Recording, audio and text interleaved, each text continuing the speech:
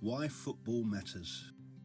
Football's the great passion for so many of us. Going to the match, it's an escape. It's a chance to be a part of a community, a connection with memories and traditions and with people that we value. And despite the efforts of some, it's still a game where the outcome isn't known in advance. It's the hope that gets you. That's what we always say. We need to value it more, this thing of ours, because it is still ours, however much the modern game seems bent out of shape.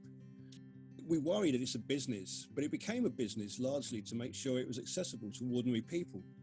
If the players weren't paid, the only people who could play when the game was first being established were those who could afford not to be paid, gentlemen amateurs, not paid professionals. I've always thought football illustrates one of the key challenges for progressive politics. We worry about the making of money, when what we should be worrying about is what's done with the money that's made. It's the fans who save clubs when business interests give up on them, because fans realise the true value of the business. The disconnect comes when the business becomes just about making money, rather than about making money to make a better business. Why do we talk so much about feeling a lack of connection then? Well, that's because we still value the game. We value our clubs, the feelings the activity of going to the match generates. It's a spectator sport, but one of the things we value most is the physical participation in the spectacle. Being there, that's what's important to us. People being there is important to the product that is sold on TV as well. The crowd plays a bigger part in football than it does in any other sport. Throughout the season, their shouts of encouragement have spurred on the team. The fans could hardly exist without their football. Football could never exist without the fans. Football without fans is nothing. It's become a bit of a cliche. But we've recently seen that games played in front of empty stands don't provide the same quality of product. Fans count.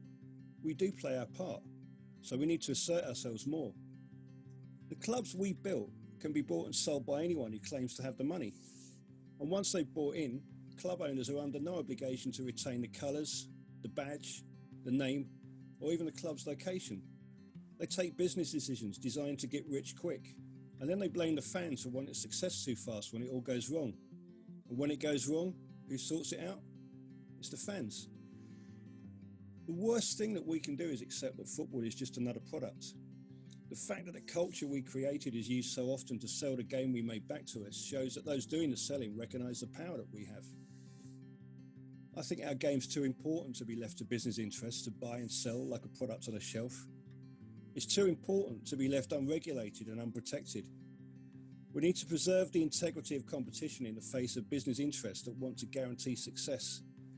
We need to recognise that clubs are the products of communities and what community means today.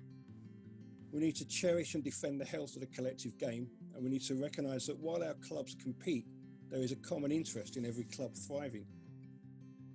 We need to harness the power of the game to bring people together and achieve good things. And above all, I think we need to see ourselves as active participants. Get involved in your club supporters group. Believe you've got a right to question and hold accountable the people who make the decisions. Make good football governance an issue that our members of parliament take seriously. Believe you've got the right and the ability to influence the way the game that we created is run. You can trace the social, economic and political history of our country by reading the names of its football clubs. That's part of the reason the game is so embedded. It's part of what we are, and it gives us a chance to express our identity and our ingenuity. Football was once described as the most important of the unimportant things, and it is. It's easy not to love much of what the game has become. But the fact that you're still watching this film 5 minutes after I said the word football, that says something. Our game means something to us because it's still the people's game.